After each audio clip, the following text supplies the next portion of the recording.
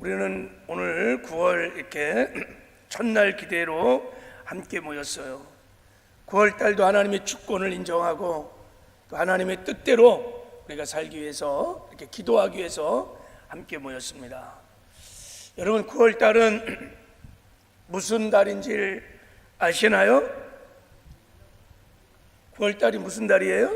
교회가 정한 주제가 있는데 9월은 잃어버린 영혼을 찾는 달입니다.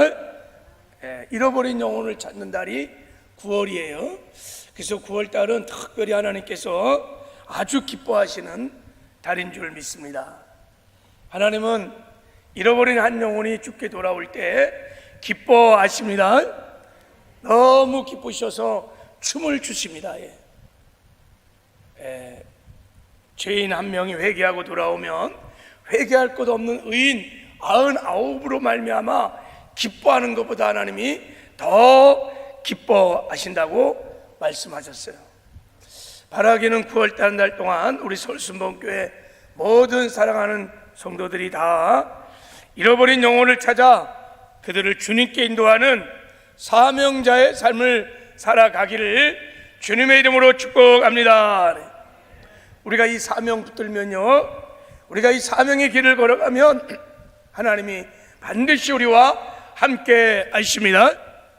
그리고 지켜주시고 보호하시고 또 우리의 영육의 필요도 공급하시고 우리를 선한 길로, 의의 길로, 승리의 길로 인도해 주실 줄 믿습니다. 자, 우리 앞뒤좌우로 한번 축복합시다. 잃어버린 영혼을 찾는 사명자가 됩시다. 우리 한번 잘해.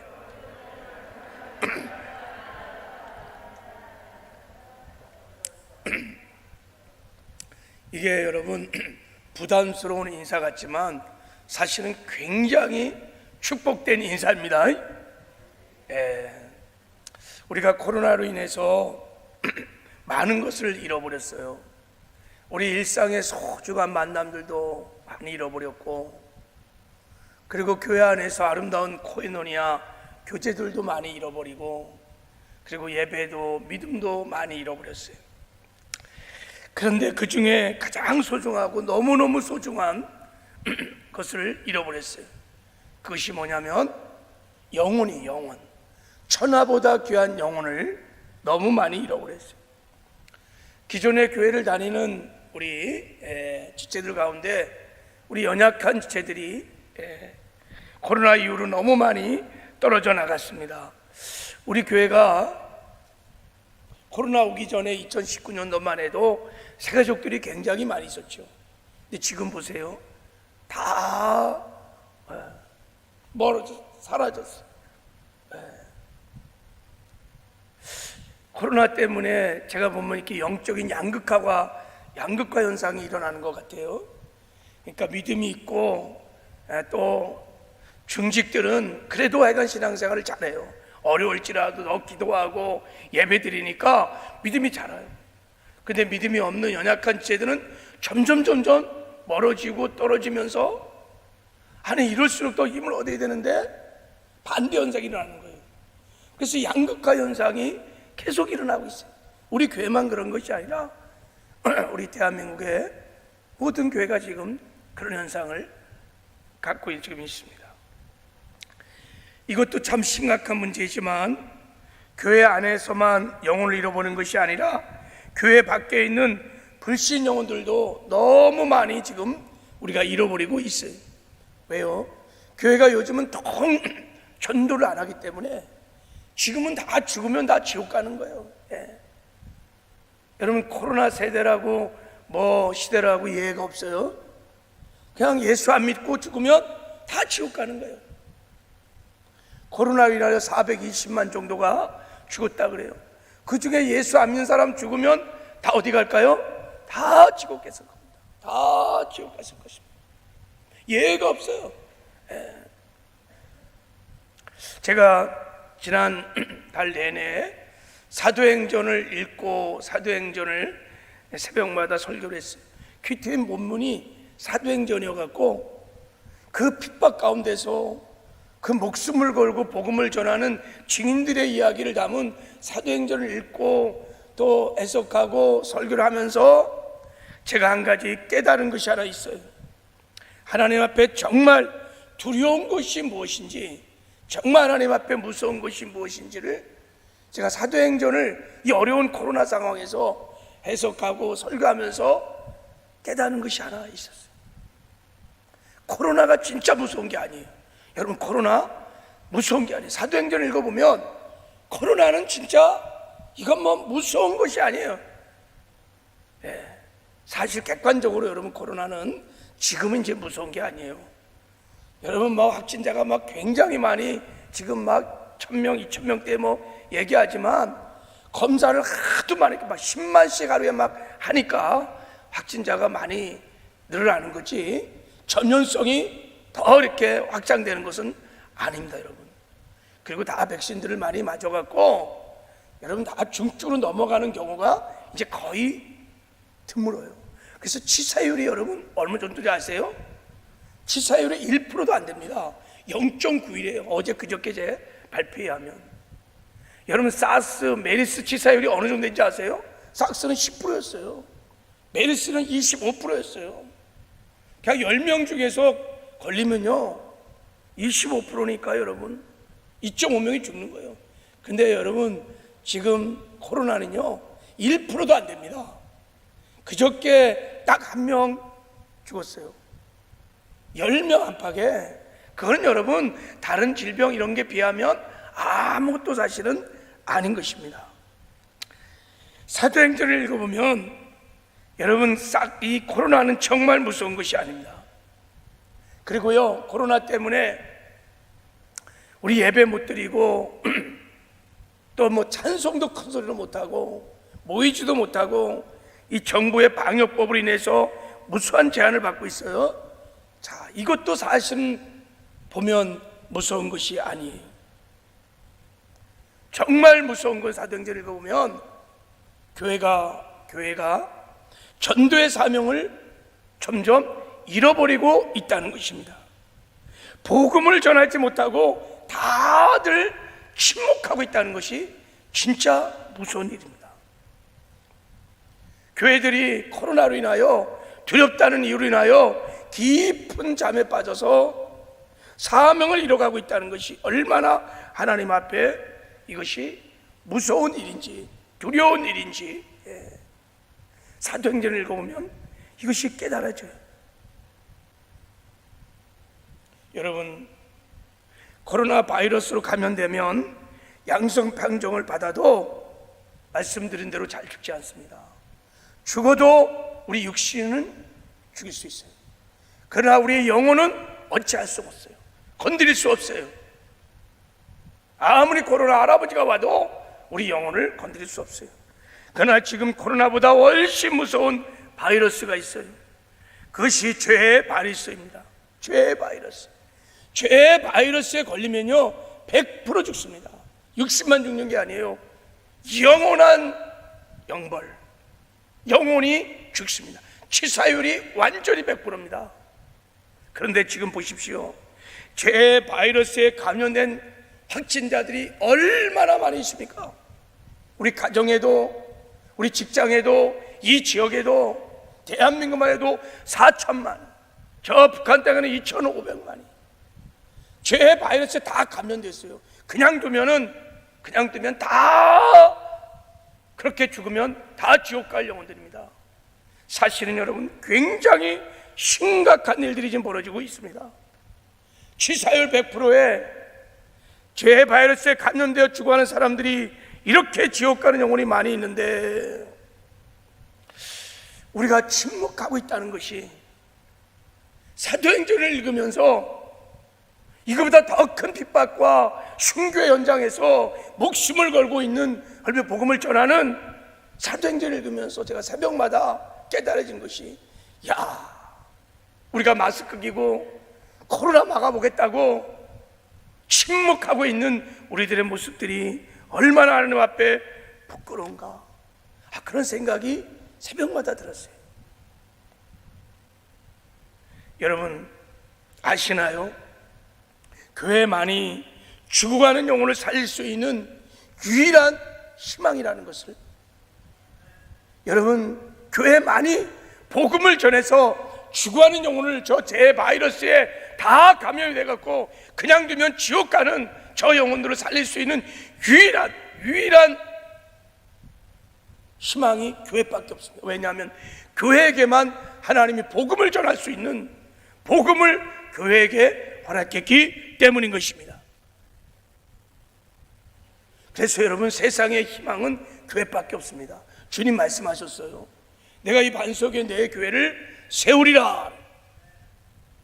음부의 권세가 이기지 못하리라. 내가 천국 열쇠를 내게 주리니 내가 땅에서 무엇이 매면 하늘에서 맬 것이요 내가 땅에서 무엇이 풀면 하늘에서도 풀리라. 이렇게 말씀하셨어요.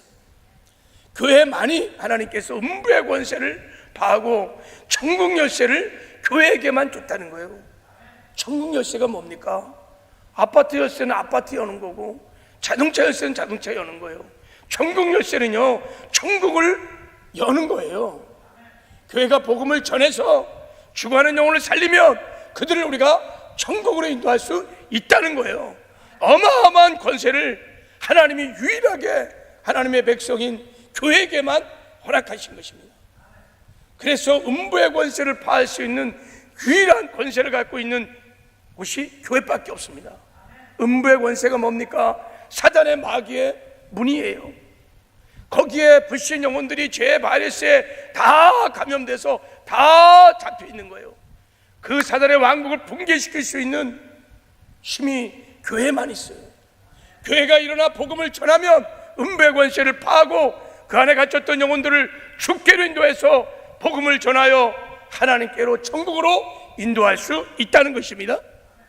세상 사람들이 교회를 아무리 비난하고 비방할지라도 여러분, 교회만이 유일한 세상의 희망인 것입니다.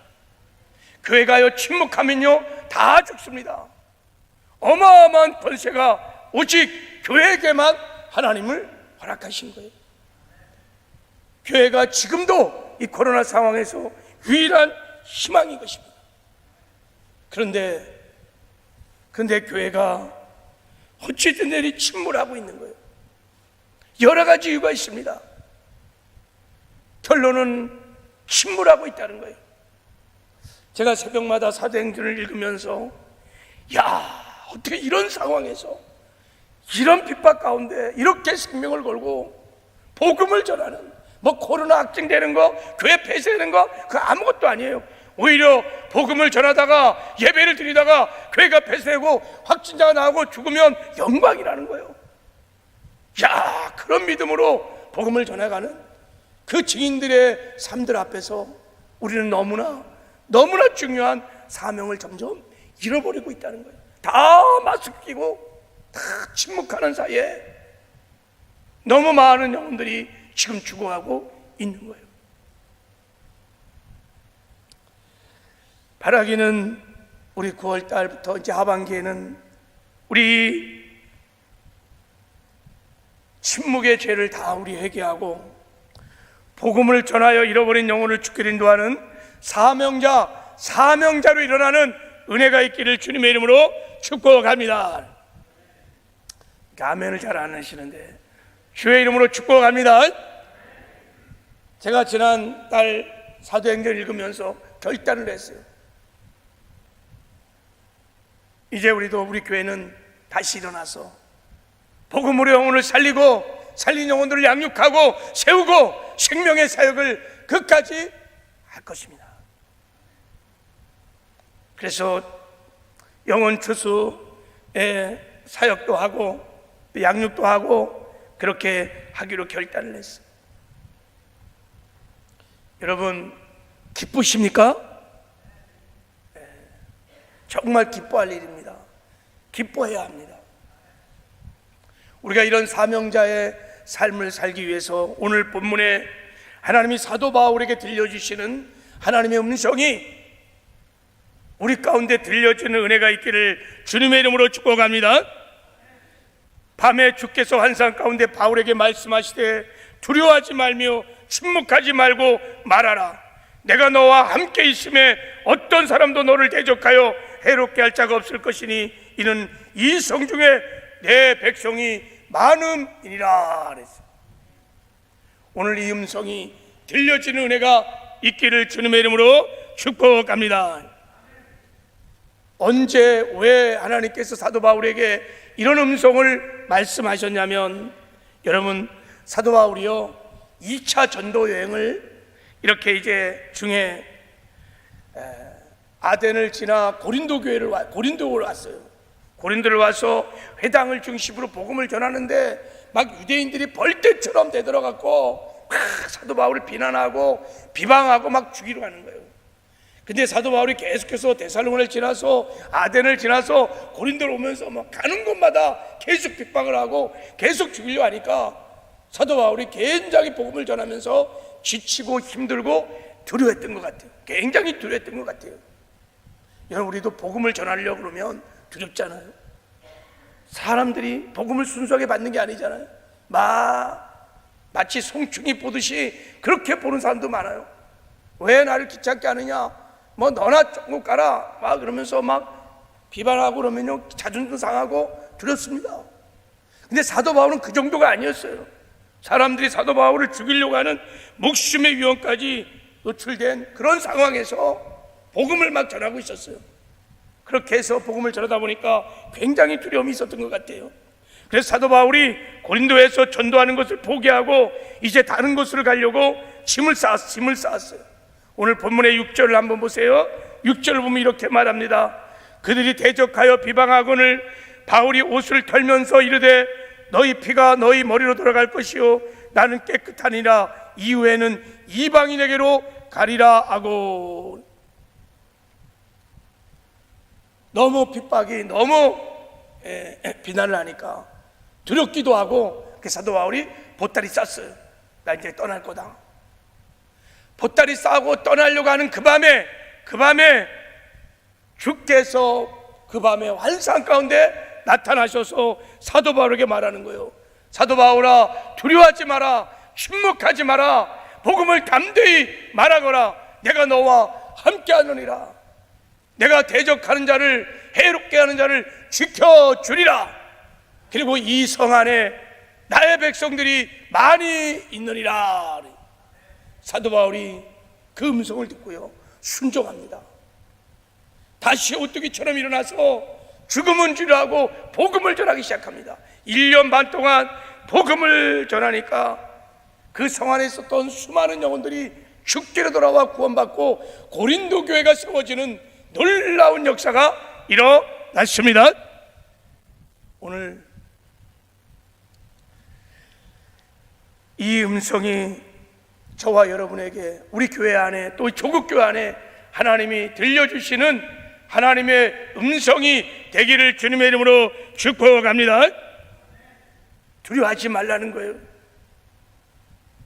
그리고 침묵하지 말라는 것입니다. 그리고 복음을 전하라는 것입니다. 왜요? 내 택한 백성이 있다는 것입니다. 우리 가정 안에, 이 지역 안에, 이 민족 안에 하나님이 택한 영생을 주기로 약정한 심령들이 있다는 것입니다. 그들은 복음을 전하면, 그 복음을 듣게 되면 주께로 나올 수 있다는 것입니다. 그리고 두려워하지 말고 복음을 전하는 것은 하나님이 함께 하시겠다는 것입니다. 너를 대적하는 자, 너희들을 해롭게 하는 자로부터 내가 지켜주신다는 것입니다. 우리는 여러분 사명자의 길을 걸어가려면 이 말씀을 믿어야 합니다. 지금도 여전히 코로나 상황이 어려울지라도, 전도할 수 없는 상황일지라도 여러분 택한 백성, 영식으로 적정한 심령이 있습니다. 그들은 여러분 복음을 기다리고 있습니다. 그들은 복음을 들어야만 주께로 나올 수 있는 사람들입니다. 그래서 하나님께서 말씀을 전하라고 말씀하신 거예요. 때를 얻든지 못 얻든지 이 십자가 복음을 전하야, 그들은 그 말씀을 들어야 믿음이 생기고, 믿음이 생겨야 주의 이름을 부를 것이고, 주의 이름을 불러야 구원을 받게 될 줄을 믿습니다. 그러나 교회가 침묵해버리면, 그들이 복음을 듣지 못하면 그들도 죽을 수밖에 없는 거예요. 그리고 하나님이 약속하십니다. 내가 너희들과 함께 한다는 것입니다. 두려워하지 말라는 거예요. 주님께서 지상 명령을 말씀하시면서 우리에게 약속하셨습니다. 너희는 가서 모든 족속에 제자를 삼아 아버지 아들과 성령의 이름으로 세례를 주라. 볼지어다 내가 세상 끝날까지 너희와 함께 하리라. 그래서 반드시 사명자의 길을 걸어가면 하나님이 함께 하십니다. 코로나 다 지켜주십니다. 설사 우리가 복음을 전하다가 사명자의 길을 걷다가 우리가 여러분 핍박도 당하고 죽는다 할지라도 그 죽음 또한 유익한 것이며 영광이며 순교가 아니겠습니까? 그런 하나님이 반드시 지켜주실 것입니다. 보호해 주실 것입니다. 사명자는 죽지 않습니다. 교회가 마지막 때 이 사명을 끝까지 붙들고 있으면 하나님이 함께 하셔서 고린도 교회에 행하셨던 놀라운 구원의 생명의 역사를 일으켜주시며 지켜주시고 보호하시고 우리를 선한 길로 인도해 주실 줄 믿습니다. 오늘 우리 사랑하는 모든 성도들이 이 복음의 이 음성의 말씀을 듣고 사명자로 일어나는 은혜가 있기를 주님의 이름으로 축복합니다.